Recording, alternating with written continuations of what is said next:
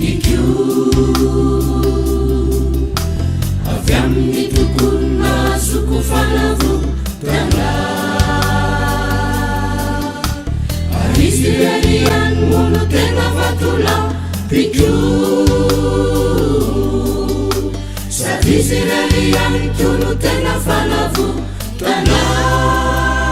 tsoritsy iontsonao fa izy renoro ianareo kosa wamba mandrapahovy yana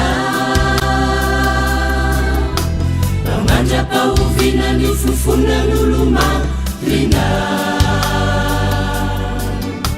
fofona maiko ka irotanatorizina ambony toeranisy ka tadiaviny daraboka tsara vela tsy oripagny hitanaiko ka tsamy fiaka nana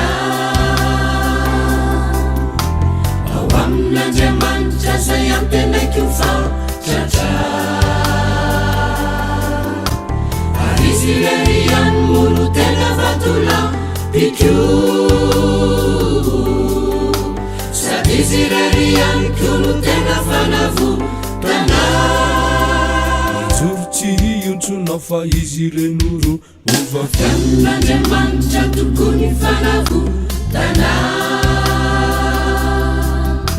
ny olony ao akaiky ny tsy tony vonina itro fa izy fialofa matoky vatolapikio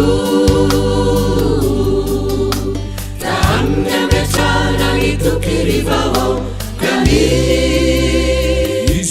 zao ny aiai fa itoky isana isikideran'andriamanitra fialo fana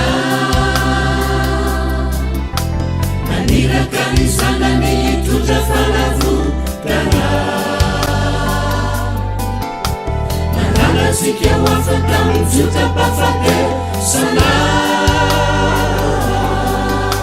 nahampaeratsika dia nomeny ny fana iny tsika iana sy amaly ny fitiavany akasia taotra